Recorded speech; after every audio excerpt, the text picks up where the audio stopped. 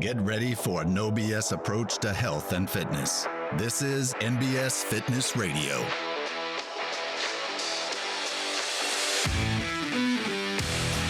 What's up? Welcome back to NBS Fitness Radio. I am here with Jessica, Chef Ramsey.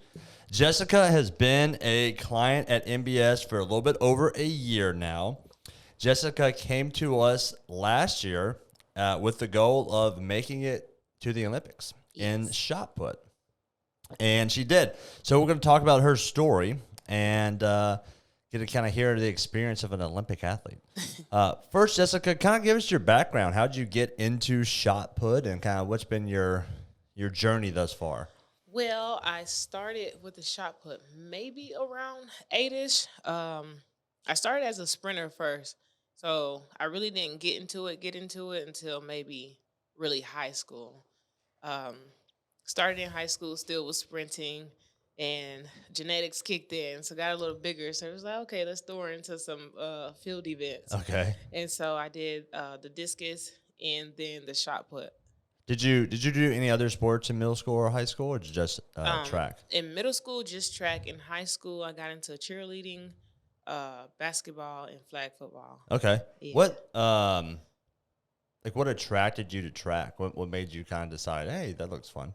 I guess because my mom did track and field. Okay. And so I always thought I would be a sprinter. Yeah. Was your mom a sprinter? Okay. Yeah, she was a sprinter, and I was like, okay, I want to be a sprinter. I want to follow my mom's footsteps.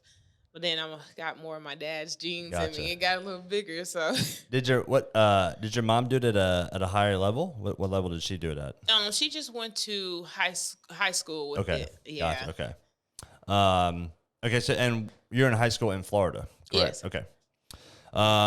So at some point you figure out I'm pretty good at shot put, right? Mm-hmm. And well, I didn't know I was in high school, I knew I was kind of good in it because I won state titles and things like that. Yeah. And then so the college recruiters started coming. I was like, okay. Yeah. But I really didn't know until maybe my junior year when I went to Western Kentucky. My coach, Ashley, she coaches at junior year of high school or college. Okay. Of college that I knew that, okay, I can go somewhere with this. So you ended up getting a scholarship to go throw at Western Kentucky. Mm-hmm. Okay. And what made you choose there? Because I had a brother. I had a brother there. Because I was going to stay in Florida and go to UCF, but I didn't want to stay in Florida. I didn't want to be close to home. Gotcha. I wanted to kind of branch off a little bit. Awesome. Yeah. Okay, so you go to Western Kentucky, and is that where you met your throws coach? Yes. Okay. Yeah, that's my throws coach, and she's my mentor now. So. Very cool. Yeah.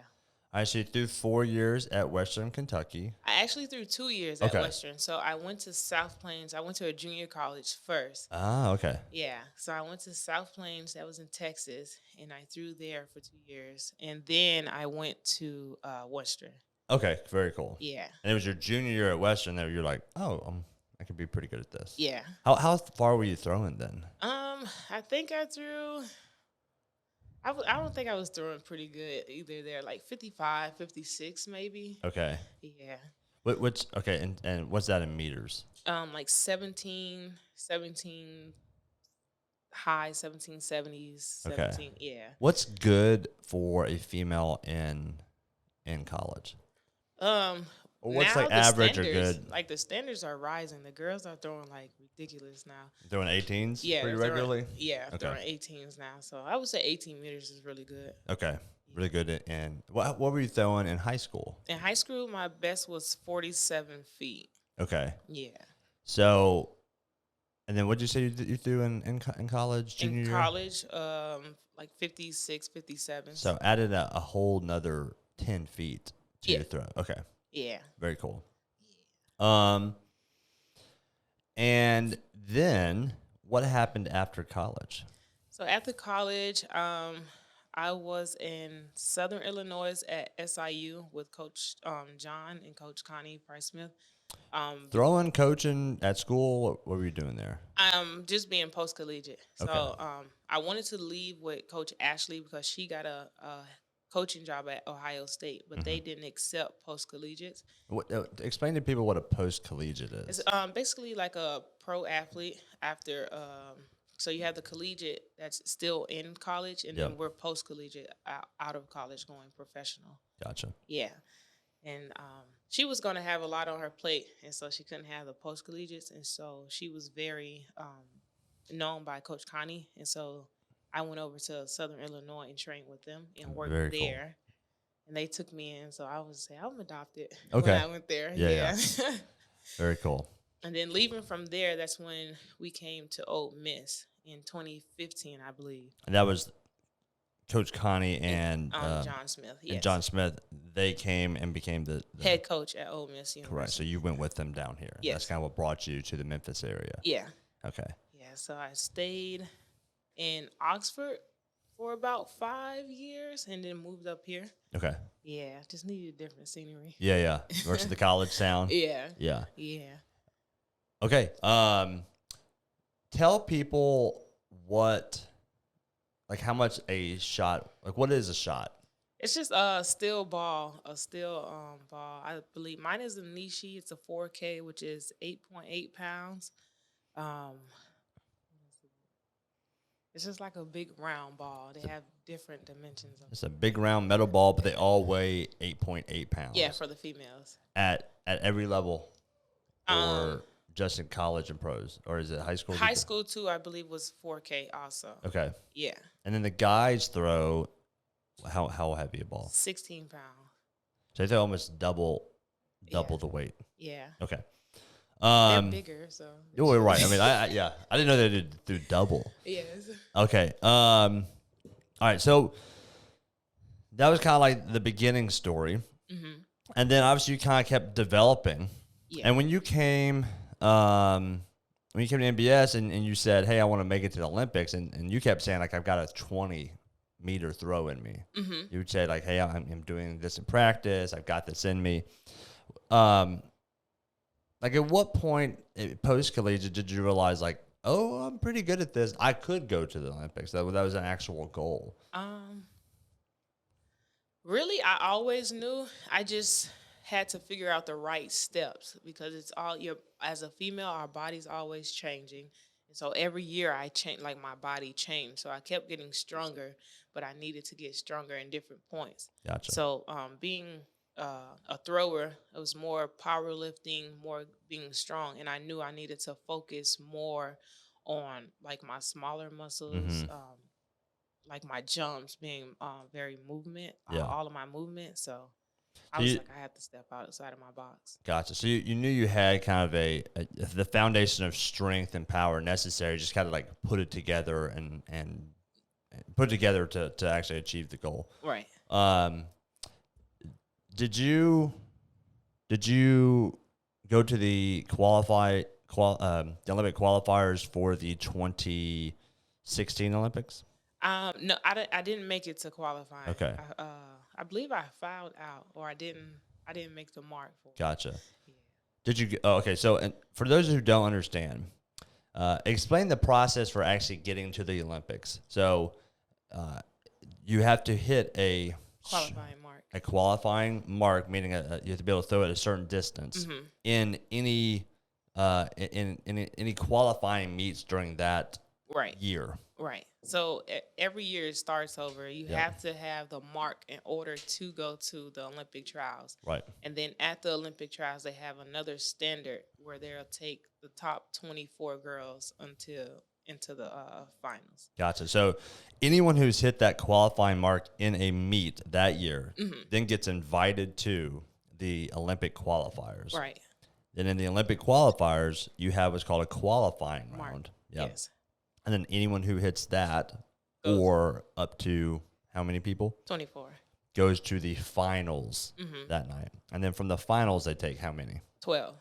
Okay. And then to actually go to the Olympics, how many get to go? 3. So it's the top 3 people that threw on that day. On that day. So you have to hit a certain mark to get invited, but then you have to be able to throw the top 3 throws on that day. Yeah, nothing mattered. Well, your marks matter to get there, but Yeah. nothing else matters. Only that day, what you do on that day.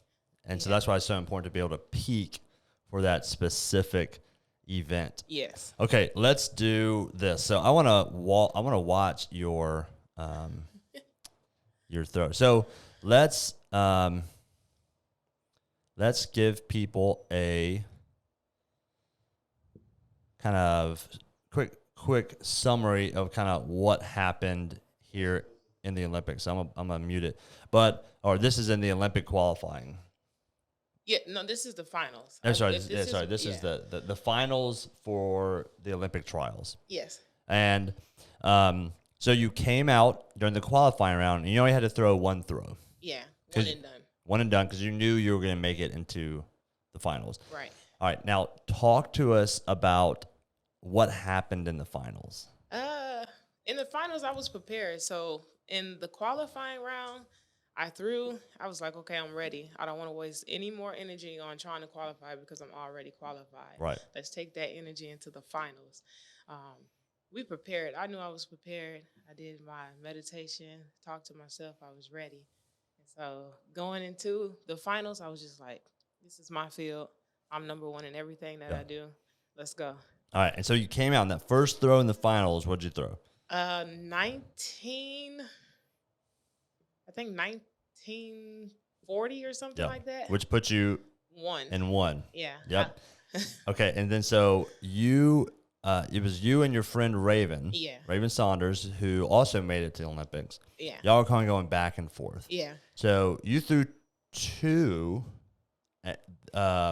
in the 19s and were sitting in first. Yeah.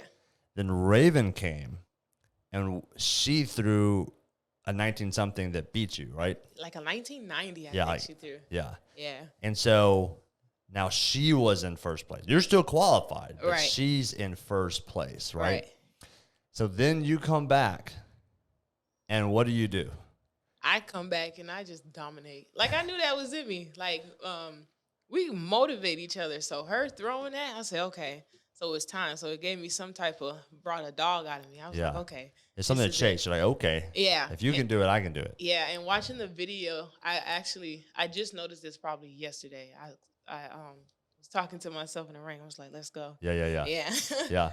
And so we're gonna watch this in just a second. Actually, let's go ahead and watch it. So talk us through here. They've called your name. You've grabbed your shot. You're sitting in the ring. What are you thinking? What are you thinking right here as you're getting ready to kind of throw here? Right now, I'm just telling myself, let's go. This is my field. My coach was telling me, you got 20 meters in you, so just bring it out. Yeah. And so I'm just like, okay. Now, are you going through like a checklist here? So right now, you kind of got the shot into the ready position. Mm-hmm. You're preparing to kind of begin your throw. Yes. Are you going through a checklist in your head? Are you like, do this, this, this, and this? Or are you just kind of blank and just thinking? I go blank. As soon as I stand in, like, I do my thinking before I get to the meet because I kind of will think too much. Gotcha. And so in there, I just tell myself to let's go. And before even going here, I learned something within myself and my technique. So to bring it out that soon, I'm just like, I'm going to have 21 meters in me next because I'm not even perfect right here. Yeah, so you had a little technique tweak. How many weeks before this? The week of. The week of, I figured something out the week of. And you're like, ooh. Yeah. So you hadn't even had a whole lot of time to perfect it. You just kind of had done it a couple times in practice, and it's like, all right, I'm gonna go out and do it. Yeah. So you're going through like your checklist. You're doing your mental visualization prior to the throw. But when you step in the ring, I go blank. You go in blank, and you're just full energy and power. Yeah. Okay. That can kind of help me, and that can kind of hurt you sometimes. Hurt me sometimes. Yeah. Yeah. So here you are getting ready. You begin your rotation, and then you just freaking launch it. And I'm going to play that back one more time. I love that. So you just completely launched this thing. So there's, for those who are listening, there's 2 markers out there. And tell people, one's 16 meters, one's 18 meters. Yeah. And what are those markers there for? Just to kind of give you a reference point, or just to give us a reference point of where we're throwing at. Yeah. Yeah. And you toss it like a solid 2 meters past that line. You can see like all these indentations by the 18-meter mark. Yeah. And yours is significantly in front of those marks. Right. So then they come out and measure it, and you can see this reaction, just like, let's go. Yeah, I was ready. And that was just like, what was that? Now, okay, at that point, you don't know What it was. that you've thrown. You just knew that felt really good, and you saw that it went really far. Yeah. How does the measuring work? Is it like electronic? They have an electronic measurement. So before we even start, they have something in the ring, and then they have another little stick outside where they measure how far it is at that time. So they just stick that thing in the ring, in the indentation, and they do like the very front of the indentation. Yeah, the very front. And then they go and measures it, and then at some point, it just pops up on the board, or they make an announcement? It pops up on the board. Okay, and so when you see that, I don't know if it's on this video or not, but when you see that, I think it is. So you're up there looking, and then when they like call it out, I'm like, this yeah. Oh, so that's when you're like, yeah. That's when you find out that it was 20 meters. Yeah, 20 meters. So you threw a 2012. Yes. So let's tell people what that is. 66 feet. Yeah. Some change. So it's throwing an 8.8 pound metal ball 60 feet. Yeah. 20 meters for the Americans, that's 20 yards. That's basically 20 steps. If you want to like how far that is, take 20 big steps and you can see how far that is. So think about throwing a 10-pound plate. Right. Pushing it, not disking it. 20 big ass steps. Yeah. So with that throw, you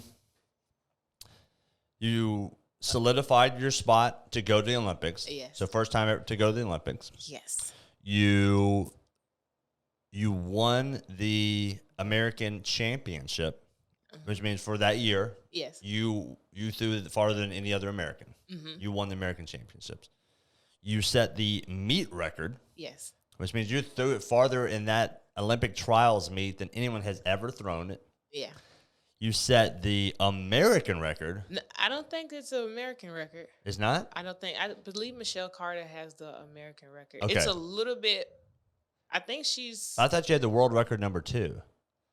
No, that was the, I'm the third woman in America to throw 20 meters. Ah. Yeah. Okay.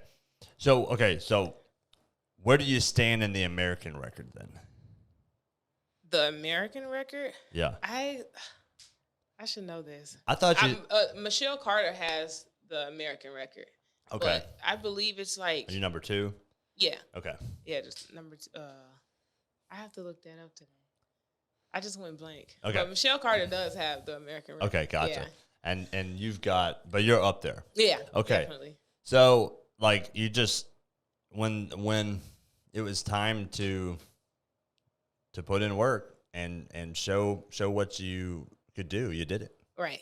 What was that feeling like? To kind of just have that like culmination of like all those years of training and just it kind of peak perfectly. It was amazing, especially because I proved to myself, because I knew I had it, but to not only prove to myself, but to prove to the other throwers also, because you'll have some people, oh, she's not consistent, Yeah, or this and that. They'll have their little words, but I knew where I was going. I knew what I needed to do, and so it's like that motivates me when people say little things. Yeah. It kind of motivates me, and so at the end of the day, when Yeah. I made that team, everybody else was like, Yeah. oh, yeah. Right. So At the end of the day, I'm wearing the American flag on my shirt. right, Okay, so you're on this like total high, right? You're just like, oh my gosh, I did it. I'm going to the Olympics. Right. I threw my best throw. I hit these records. All right. But then like the Olympics are 2 weeks away. Mm-hmm. So you have to kind of quickly shift your mind from like celebration to like go back to work mode, right? Right. What was that like? I don't think I had time to really celebrate because once I made it, I knew there was something else, like another meet where I wanted to go and do the same thing. So I don't think I really embraced it yet. I haven't had time to really embrace it because my mind is like, okay, I'm ready. Yeah, what's next? What's next? So what's it like once you qualify for the Olympics? What I think a lot of people aren't aware of is America is either the only country or one of the very few countries who doesn't have like a government-sponsored Olympic program. Yeah. In other words, like we don't pay our Olympic athletes to be athletes. Yeah. You get paid by sponsorships, Right, sponsorship in our national government body, like USA Track, USA Track and Field. So, in order to have any of that, you have to be one of the top athletes. Yeah. And so sometimes we get grants. We fill out for grants that help us out with our travels, with living expenses and things like that. So it's hard because you have to make sure you're the top in order to be recognized, in order to get any sponsorship, recognition. You have to be that top athlete. Yeah, you got to be the top. Yeah. Or one of the tops. Yeah. Which is why so many of our Olympic athletes have full-time jobs. Right. So like there's like how you put food on your table, not by throwing the shot put. Right. Because of your success in shot, you get the grants, the sponsorships, and the money from the USA Track to like go do the meets. A lot of like living expenses, training expenses, all that kind of stuff. But at the end of the day, the way you pay your mortgage is you have to have a full-time job, right? It's just so many of our athletes are still like working. that. Yeah. Yeah. So when you make it to the Olympics, does someone call you and say, "Hey, Jessica, congrats, and here's the next steps"? Like what happened? No, so right after the Olympic trials, we have to go through like drug testing and all these protocols, and then we go through where we get our Olympic gear and stuff. That's pretty amazing. Is that at the trials? Yes, we did that. It was the next day, I believe. Yeah. So we were getting our bags and taking our pictures, and then that's we awesome. had So you're getting all this swag, and you're just like media and stuff, and I'm just like, oh, I'm not used to this. What? Yeah. Yeah.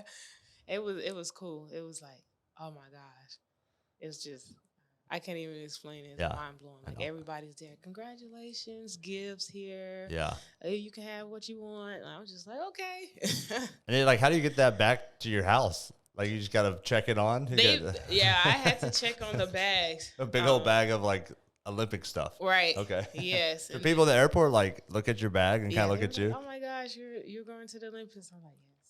That's awesome. Yeah. That's cool. And I didn't have to pay for my bag, which is cool because they're pretty heavy. And then going to the Olympics, everyone was like, yeah, you're a rookie, because I came to the Olympics with 3 bags, not knowing there was going to be 3 other bags there waiting for me with like our podium stuff, our polo stuff, skims. I'm like, what? So you took 6 bags home? Yeah. And I was just like, you should have get a porter like someone to help you carry them.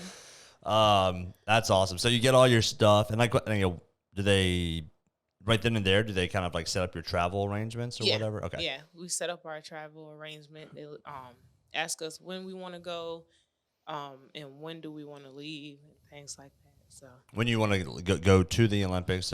So I believe we had a time frame to go there, just because of the COVID protocols and things. So my coach really talked to them about all that. Gotcha. Okay, so I didn't know they gave you kind of for this was a weird Olympics. Yeah, because there was no fans. Yeah, there was no like your family couldn't go, your coaches couldn't go. The coaches could have went. My coach, I had my mentor there with me, but my actual throwing coach, he wasn't able to go at this time. Yeah.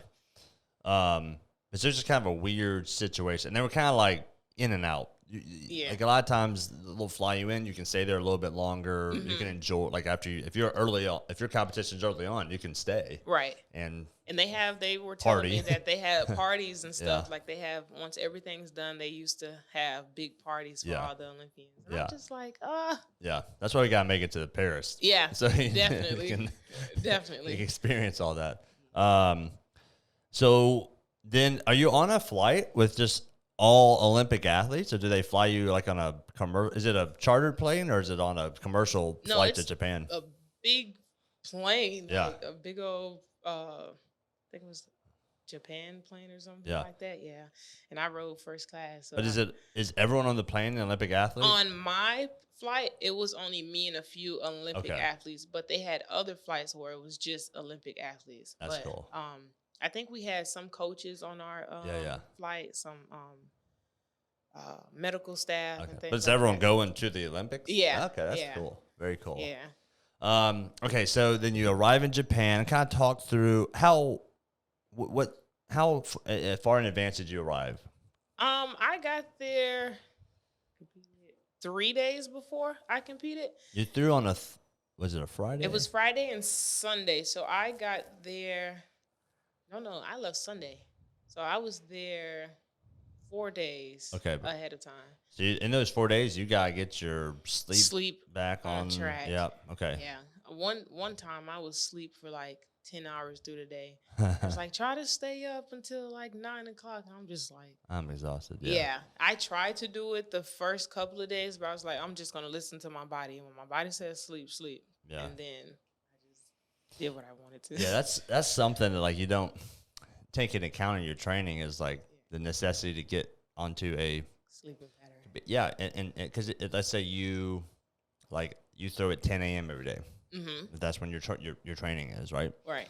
Well, in the trials, the qualifying rounds at like 10, but then the finals are at like 6, 7 p.m. Yeah. So that's how it was. Yeah. It's a totally different time. Yeah. And then in the Olympics, you may be throwing at 2 a.m. Mm-hmm. Like here. Yeah. It was a Central 12-hour Standard. difference. Yeah. Yeah. So that's like trying to get your body regulated to that stuff. Yeah. So you get off the plane, and what's it like? What happens? It's how it's like mentioned. It looks futuristic. Like I'm like, what? And everything's so clean, organized. They're very, very organized over there. Yeah. And I'm just like, and then because of COVID, it was no one in the airports. And I'm like, is this the regular? I was asking them questions like, is this the regular airport? They was like, yeah, this is it. So we got through customs and testing pretty fast, and then the buses came, and then when getting to the village, they have like little buses that drive themselves. I'm like, what? Oh, really? Yeah. They were so you're on a self-driving bus. Yeah.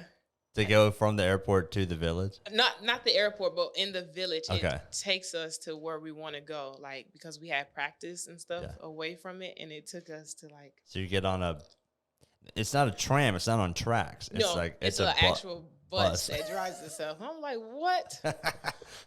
It was That's just cool. cool. The buildings, the architecture of Japan, of Tokyo, was insane. Yeah. Every building was different, high. Everything's big, Yeah. high. I'm just like, what? Okay. Like, imagine New York, but 30 times better. Wow. Okay. Yeah. So you get to the Olympic Village, and I mean, do they like take you on a tour, show you around? They take you to your dorm.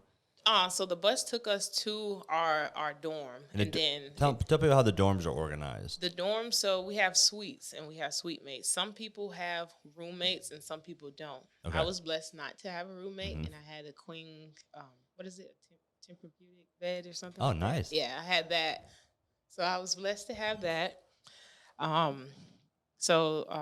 Yeah, we had the suite mates, and we all shared like a bathroom together. Yeah.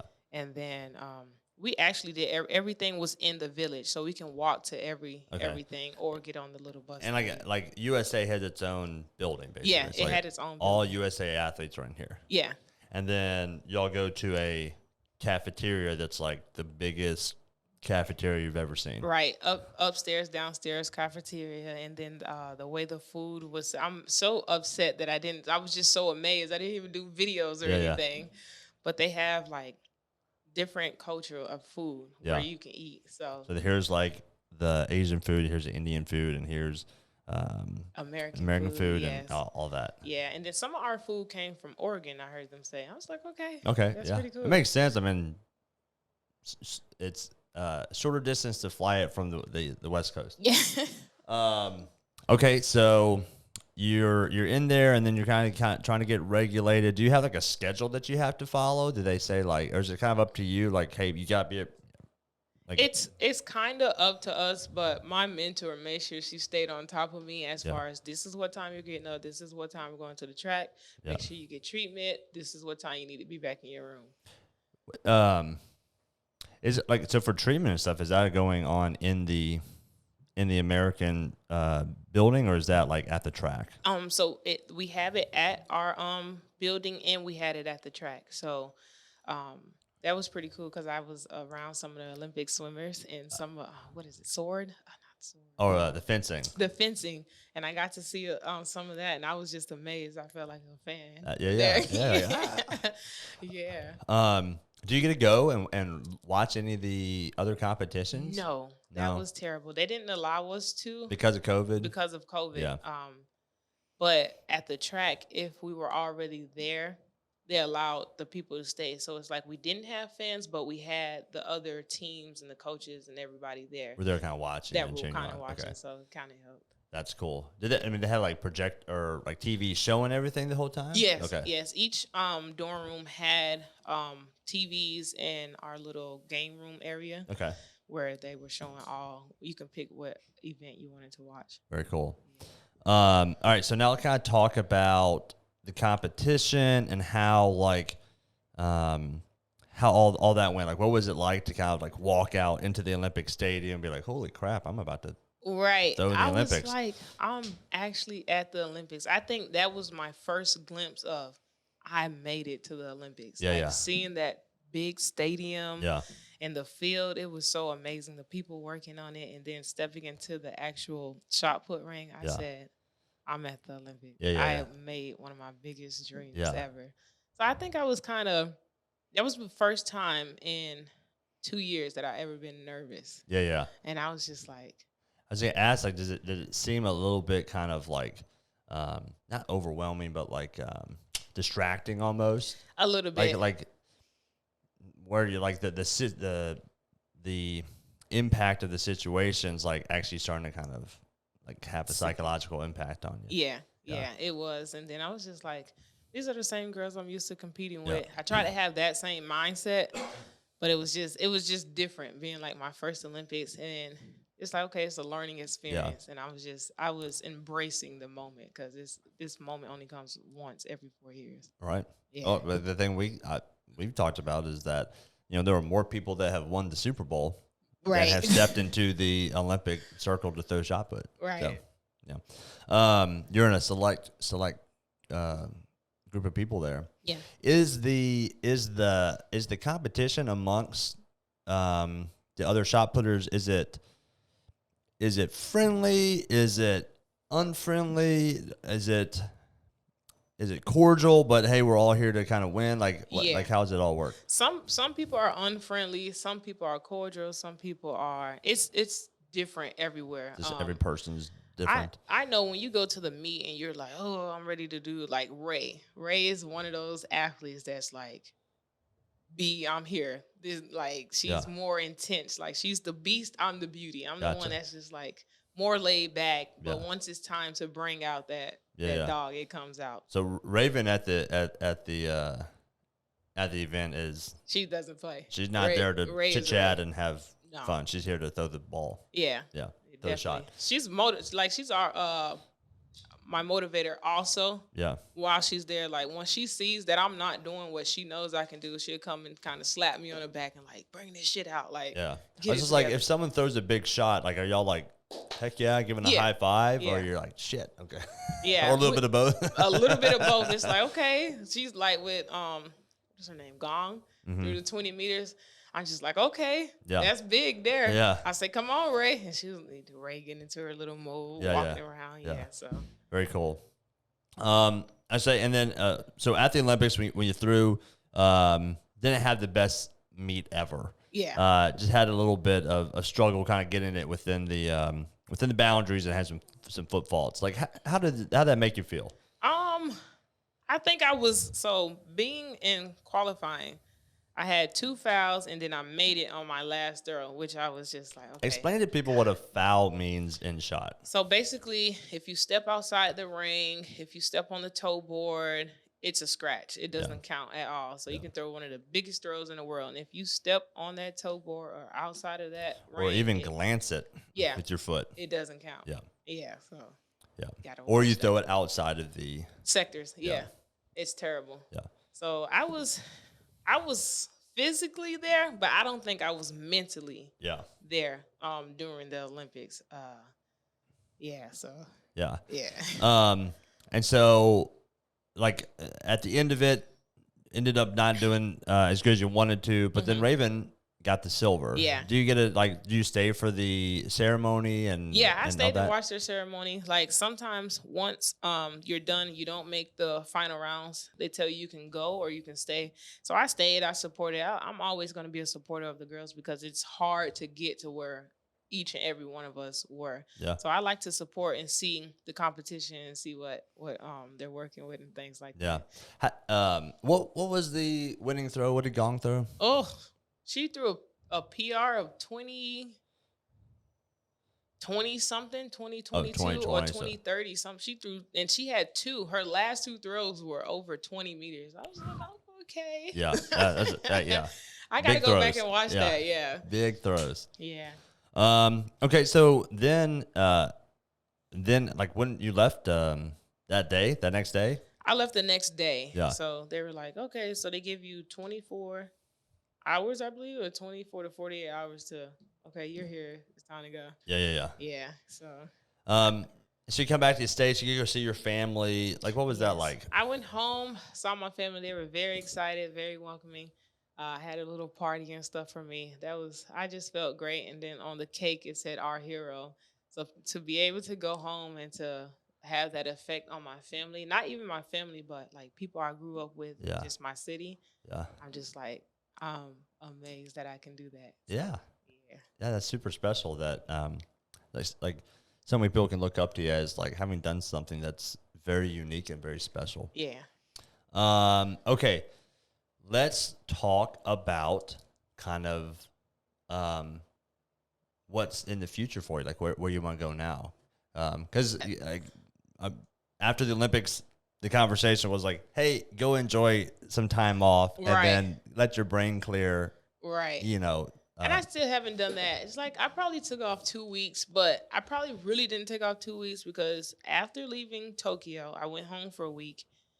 And then I came back. Yeah. And then I had a track meet. I went to another track meet that following Sunday. Competed 2 weeks after the Olympics. Right. And I'm just like, and then at that track meet, I threw like 19:21. I was like, why didn't you do this at trials? Yeah. But I was just more, And it was fun. I was just like, I love competing. Were people there going, holy crap, that's Jessica Ramsey?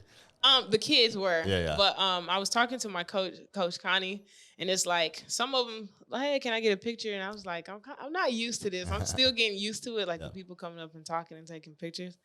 And then some of you can see they were kind of nervous. So it's like, I love kids. So I'll just walk up to the kids, hey, what you doing? It's like talk with Was it a high school track meet or college? No, that was actual professional track meet. Okay. So I think all pros were at that track meet. Gotcha, getting cool. some meets going before they go overseas. Okay. So kind of cleared your mind but now what's in the future?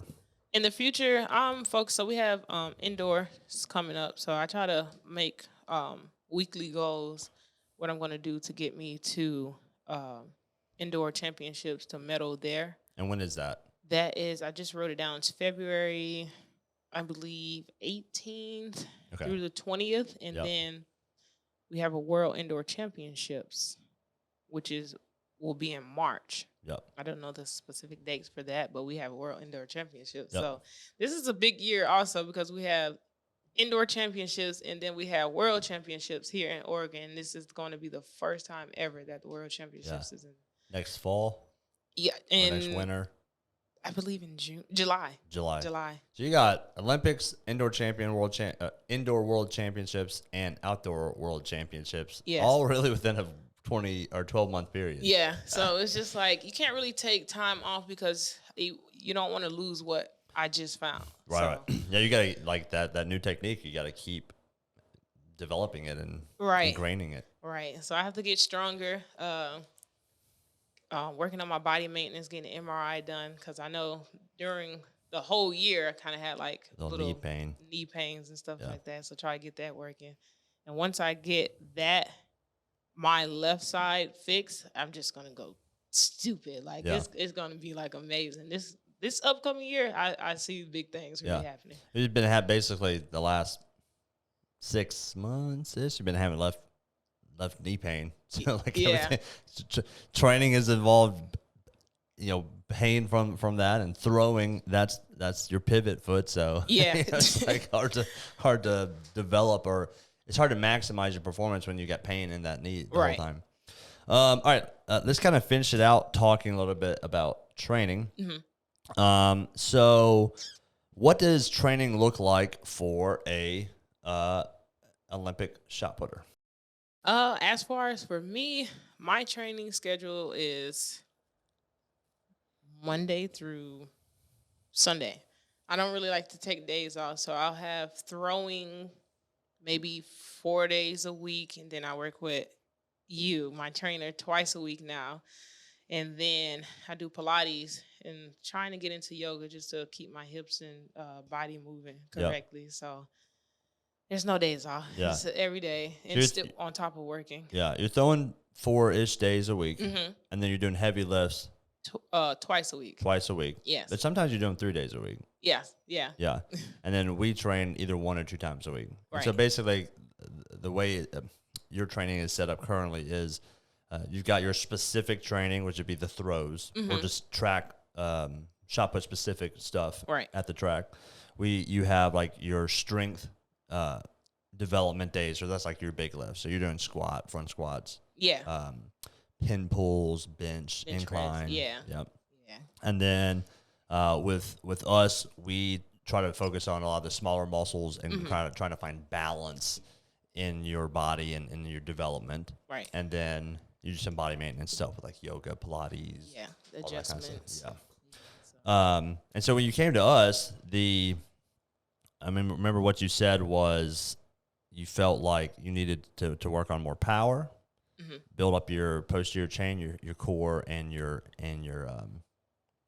core and your hips. Yes. And so what we realized was like in doing, one thing about shot put is it's always the exact same movement.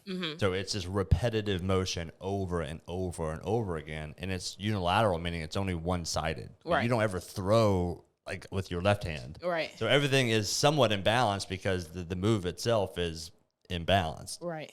And then in the big movements, the way I explain it to people is that when you're doing your big compound movements like a squat or bench, you're not really training or testing your entire body. Right. What you're doing is training or testing your weakest muscle group at its weakest joint angle. So your legs may squat 600 pounds, but your core only squats 400 pounds. So you squat 400 pounds.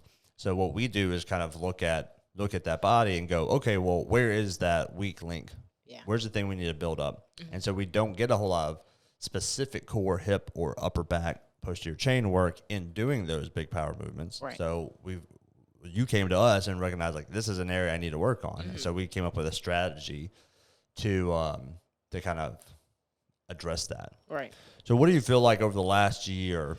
Well, and something I just thought about is kind of interesting. It's like you were kind of blessed with an extra year of training to prepare for these Olympics because they pushed the Olympics back a year. Right. Had that not happened, you may not have come here. You may not have found that little tweak in the technique. Like you might have just gone to the qualifiers and been like, or the trials and been like, I did okay, but I didn't make it.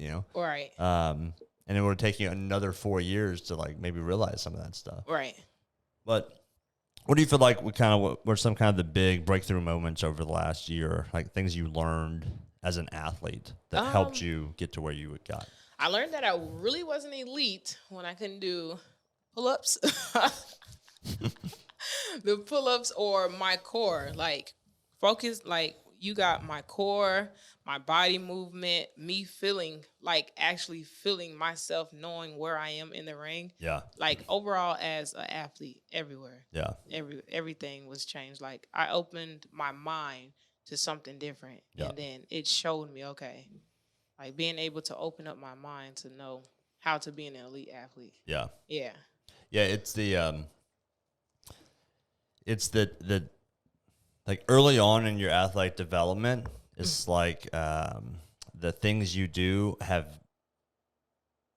kind of take big giant leaps. In other words, meaning like, what's the easiest way to get better at shot put?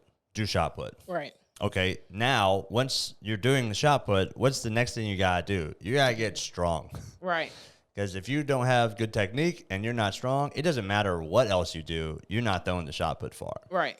But then when you get into that, like, okay, now you're in like the 95, 96, 97 percentile of like your capabilities. And we go like, well, how do I get that extra 1%? Like, how could I get that extra half a meter or even a tenth of a meter? Right. You know, that's where we kind of really got to dig in and go like, okay, well, like, what's the limiting factor here? Right. Sometimes it's strength stuff. Sometimes it's kind of looking and going, you know what, like we got to build your core up a little bit. Right. Sometimes it's mindset stuff. You got to think a little bit differently. Sometimes it's recovery stuff. Sometimes we got to go like, hey, we got to learn how to eat so that we can maximize our training. Yeah. Definitely. We can't eat insomnia cookies. That's our main staple of nutrition. Yeah, that was a big thing. Eating. I was just like, everybody's like, do you have an eating ritual? I'm just like, I do. I eat 4 insomnia cookies every hour while I'm at work. That helped. Like once we got to like our meal planning and stop eating sweets. What were the eating, like Snickers or something? I told you I had a box of Snickers. Yeah. My eating got a lot better too, so I think that helped. Well, the benefit of that is that your body recovers better. You have better fuel for all the training that you have to do to be elite. Yeah, it's like to train 7 days a week. Guess what? You got to fuel the car, right? Not fuel the machine. 6 packs and 12 packs of cookies. Yeah, right, exactly. Sleep as well. Learning how to manage your time and get into a sleep process. Yeah, that helped out too. Once we went over our plans of just put your phone on do not disturb and put it on the side of the bed where it doesn't ring. Yeah. That helped me out too. Going to bed at a decent time or trying to find to go to sleep at the same time each day. Right. So. Yeah, and those are like not groundbreaking things. Yeah. But when you start putting those things together, then it becomes groundbreaking. It becomes a big difference. Definitely. Because we went from throwing, you went from throwing 18s to throwing 19s and then throwing 20. Yeah. And that's after having thrown shot put for how many years? Well, rotationally, this is going on my 3rd year. Because I started off as a glider. Yeah.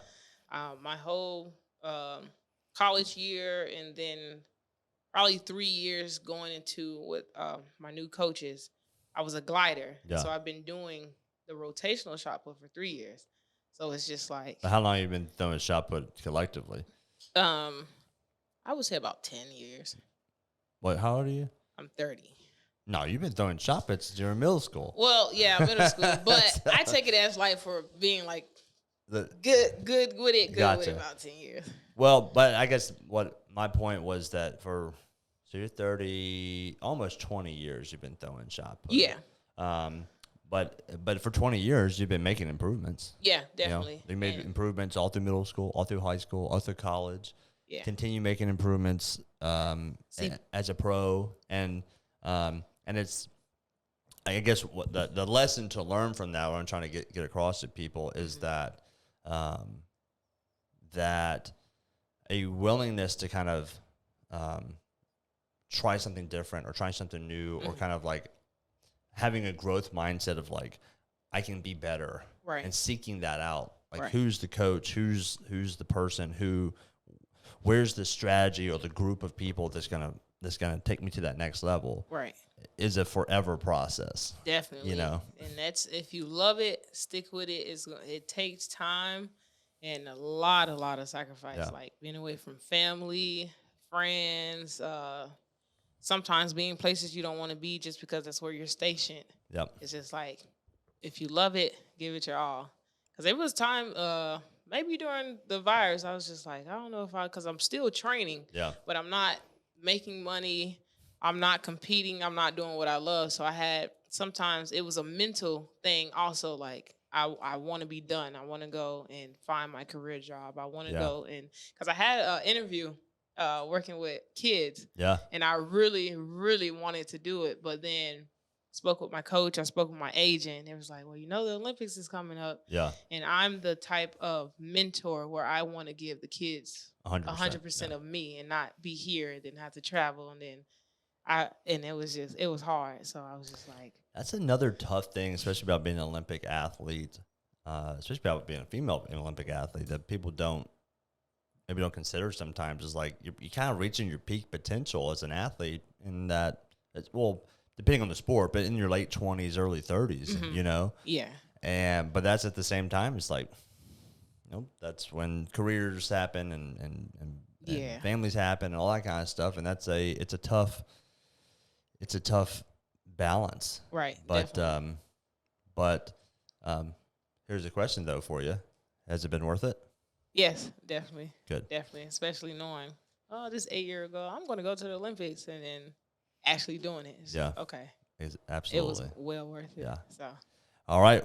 Well, now the goal is to do it again, right? Definitely. Go to Paris. Yeah. I see a lot. I definitely see a lot more 20 meters coming. Yeah. So. Well, so now you've unlocked it. Now you know your potential. Yeah. You're just like, I can do this. Yeah. So now you just keep doing it. Right. Right? Or do it even further. Yes. So, Gong, we're coming for you. Definitely. All right, Jessica, thanks for coming on MBS Fitness Radio. Any final words or thoughts? Chase your dreams and love it. Love everything that you do, and don't be discouraged and keep going. Love it. All right, MBS Fitness Radio out. Thank you for listening to NBS Fitness Radio. If you enjoyed the podcast, be sure to share it with your friends, follow us on social media, and check out our website at www.nbsfitness.net. Hit the subscribe button and tune in next time for more NBS Fitness Radio.